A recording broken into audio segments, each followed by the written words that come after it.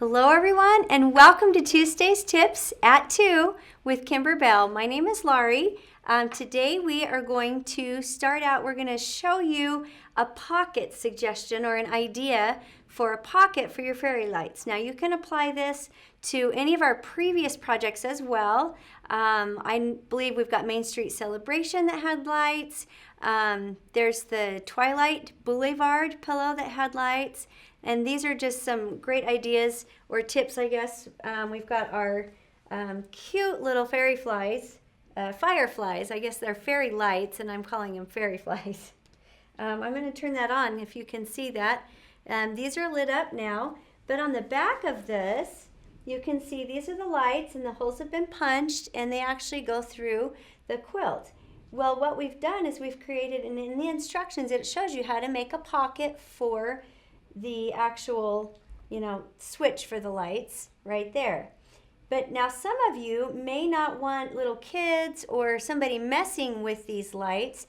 So what we're going to do is I'm going to show you how to actually do a pocket and what size you would make your pocket in order to cover the whole thing, but yet have access to it anytime that you need. So what we're going to do is I'm going to show you what I've done and what I've come up with. So first of all, the actual light, the actual block itself is cut down to 10.5 by 4.5 when it's completed. So in the quilt itself. So what I've done is I've cut a piece of fabric, 2 of them, that are that exact same size. And then I took a 1/4-inch seam all the way around and I left an opening.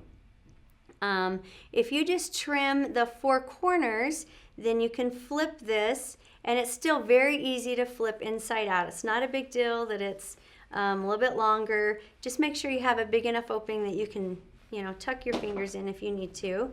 And then I just love this tool.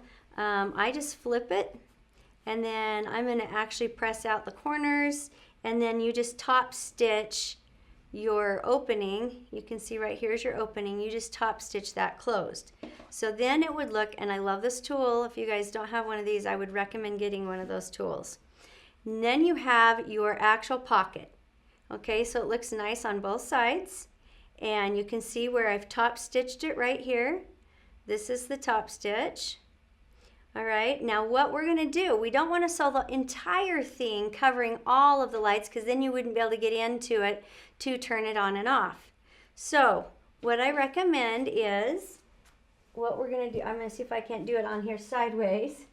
What I recommend is you make your pocket, you sew just this bottom 3 inches. So you take 3 inches and you tack it down there, you tack it across the bottom, and you tack it up. So you've got your 3 inches. I'll make it cover the pocket so it's not confusing.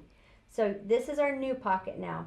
3 inches across the 4.5, which has now become 4, and up another 3. So you've got your solid pocket, and you have this flap, okay? That way you can turn your lights on and off. You can actually reach into the side and turn them on and off.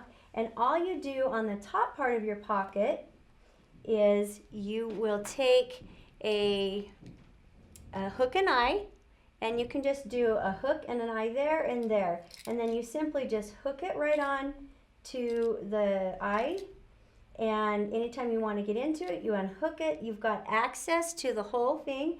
It's just kind of like a removable panel, but yet it still has the pocket below that holds your light switch. So that's the tip in a nutshell. It really is a really quick, easy tip, but you could actually use this even if you're going to do the bag, the bag that comes in this pattern book. That one also has lights, and you can actually create the same thing. You can create a pocket that's near the top that you can reach in, easily turn your lights on and off. And I just find that's so much easier than trying to dig through your project to find where did that light switch go or fall down to. Does anybody have any questions about that?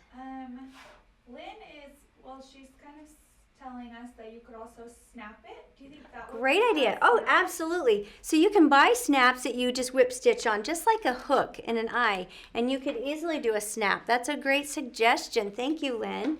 Yes, snaps Gosh, what else is there? There's all, you could Velcro it if you really wanted to, add some little Velcro dots right there, just little circle ones, and you could pop it on and off with Velcro. That's another great way.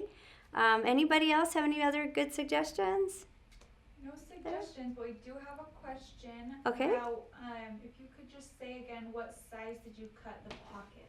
Yes. So I cut my pocket the exact same size as the block would be before it was sewn in, when it was trimmed. So I made this block 10.5 by 4.5. And then when you sew it together and you flip it inside out, it becomes 10 by 4. Now if you wanted to make it a little bit larger, so it's a little oversized and it goes over the block, you can see right here it's the exact same size as the block. So it matches the front to the back. Now if you wanted to make it a little bit larger because you wanted these extra wires to have a little more room, absolutely you could do that. But the rule of thumb is whatever size block you're covering is the size that you would make plus your 1/2 inch seam. So if you, let's just say for example, if your block happened to be 6 by 6, then you'd want to cut it 6.5 by 6.5, or you could even go 7 by 7 just to make sure that you've got the whole thing covered. Does anyone else have any other questions? No, that's it. All right. Well, thank you so much, everyone, for tuning in. I love hearing where you guys are from. So when I get on Facebook, I like to sit and look through and see where everyone's from. So from coast to coast, I know last week we had California to, I guess that way is California in my office here.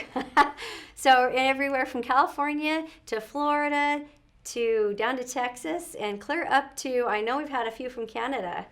We have one more question? Yes, sorry. Ruth just asked, what is the name of the tool you used? Ah, very good. Thank you for that question. It's called RNK turning tool. And what I like about it, it's metal, so it feels like a little bit of weighted in your hand, so it's easy to grab and hang on to. But what I like is the end of this has got a ball point on it, so it doesn't damage fabric or anything, especially when you're poking corners and stuff. I know I've tried a screwdriver before, the little Phillips screwdrivers. They're sharp on the end though, and they will punch a hole right through your fabric, and this is not. This has got a ball point on it, just to protect against that. And what I like is the opposite end I use as well, because it's a lot more blunt, just to push the general size of the fabric through, and then I flip it over to just tuck those sharp little corners in. Thank you for that question. Again, it's an RNK turning tool. Do we have any other questions? No more questions. All right, well, thank you so much for joining us today. Hopefully you can use this, and it's a great tip for you. Thank you so much, and we'll see you next week. Bye-bye.